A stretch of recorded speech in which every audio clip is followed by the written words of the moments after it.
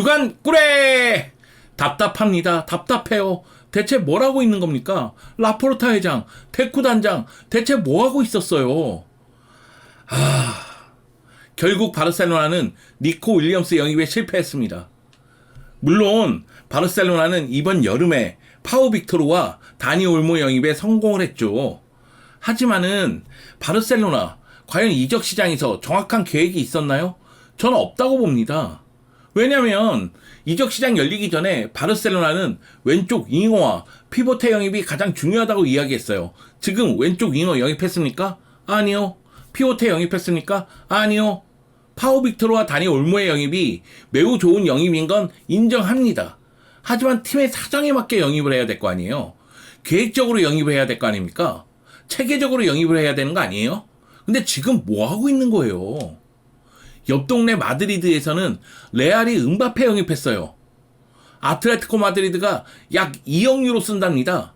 세릴로트, 느노르망, 훌리안 알바레스까지 지금 영입을 확정지었습니다. 근데 바르셀로나 뭐 하고 있는 겁니까? 이번 시간에는 이번 여름 바르셀로나의 행보에 대해서 분노하고 짜증내고 비판하는 시간을 갖도록 하겠습니다. 여러분 함께 가시죠. 렛츠고! 결국 실패했습니다. 바르셀로나는 이번 여름 내내 니코 윌리엄스 영입에 집중을 했는데 실패하고 말았습니다. 라포르타 회장 자신 있다면서요. 이게 뭡니까? 스페인 언론들이 이번 주면 결론 난다. 이번 주면 결론 난다. 그래서 계속해서 기다렸는데 결국 실패로 결론이 났습니다. 니코 윌리엄스는 아틀레틱 클루브에서 등번호 10번을 물려받았죠. 무니아인의 넘버 10이기 때문에 니코 윌리엄스에게도 매우 의미 깊은 등번호가 아닌가 싶은데요. 니코 윌리엄스는 무니아인처럼 10번을 입고 역사를 만들 수 있다는 것이 매우 자랑스럽다고 이미 소감을 발표했습니다.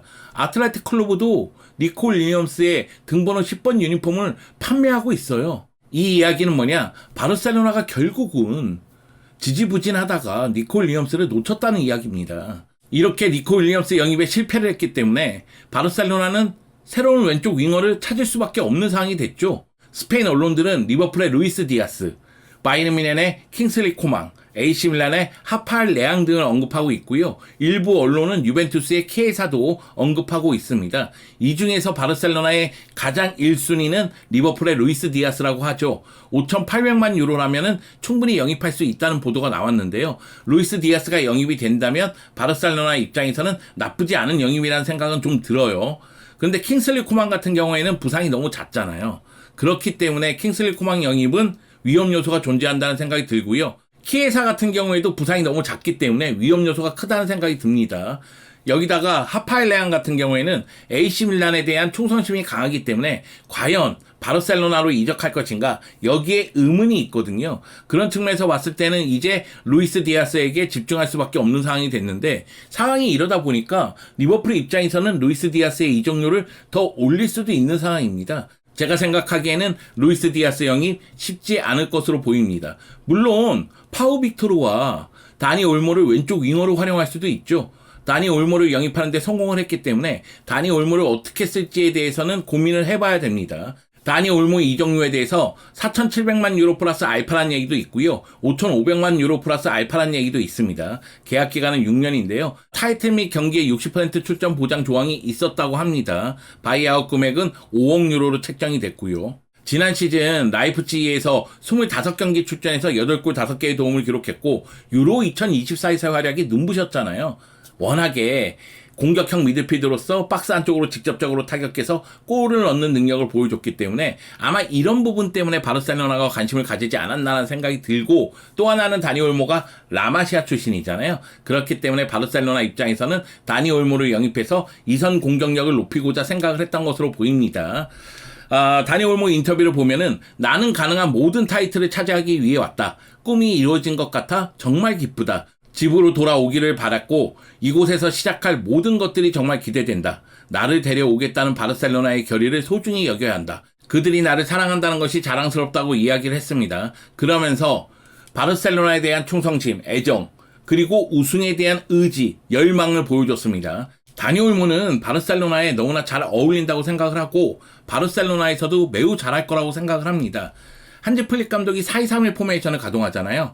최전방에 레반도프스키가 있고 그 밑에 다니 올모가 있으면 확실히 공격 쪽에서 위력은 높아지겠죠. 다만 언급했다시피 왼쪽 윙어를 영입하지 못했습니다. 그렇기 때문에 다니 올모를 왼쪽 측면에 쓸 수도 있는 거죠. 그 대신 중앙 쪽에 페드리, 가비, 페르민, 긴도안 같은 자원을 쓸 수가 있습니다. 제가 다시 한번 이야기하겠지만 다니 올모 영입으로 미드필드 라인에 교통정리가 필요하게 됐습니다. 이거는 또 아쉬운 부분이죠. 지금 급한 거는 사실 공격형 미드필더 자리가 아니라 왼쪽 윙어와 피보테 자리였는데 다니 올모라는 공격형 미드필더를 영입했으니까요.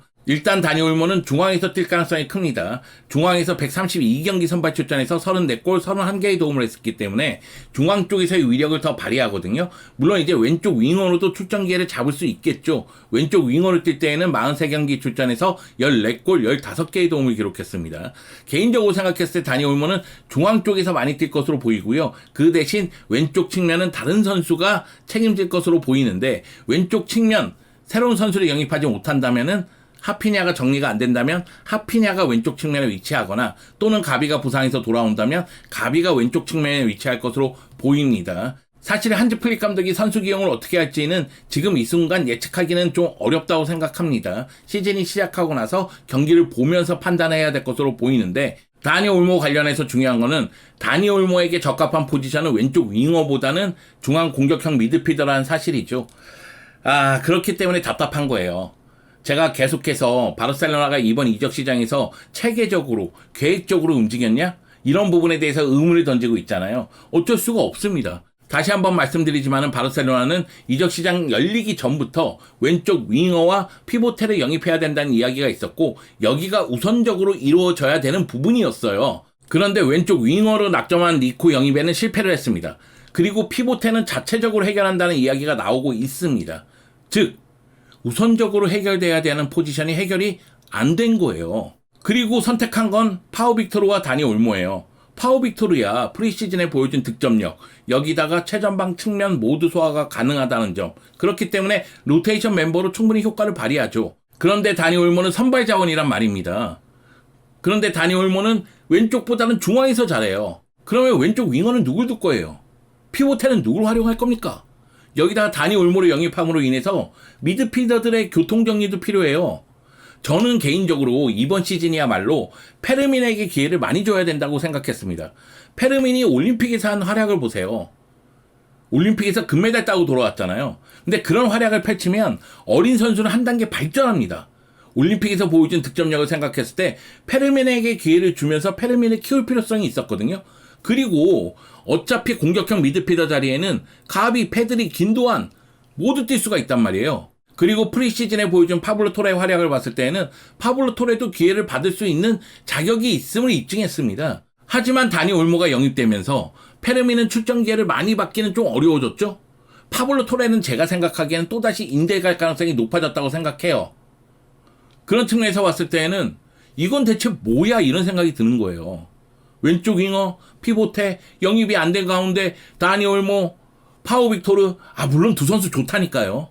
두 선수가 잘할 거라고 생각합니다. 그런데 필요한 포지션은 어떻게 보강할 것이며 원래 갖고 있던 자원은 어떻게 정리할 거예요. 이런 일이 벌어지는 게 바로 무계획하기 때문에 그렇습니다. 주먹구구식으로 영입하면 어쩌자는 거예요. 지금 돈이나 많으면 내 말을 안 해. 라리가 셀러리캡 문제가 없으면 말을 안 한다니까. 그런데 지금 돈도 아껴 써야 되고 셀러리캡 문제도 있는데 그 가운데 공격형 미드필더를 영입했다. 왼쪽 윙어와 피보테는 영입하지 못했다.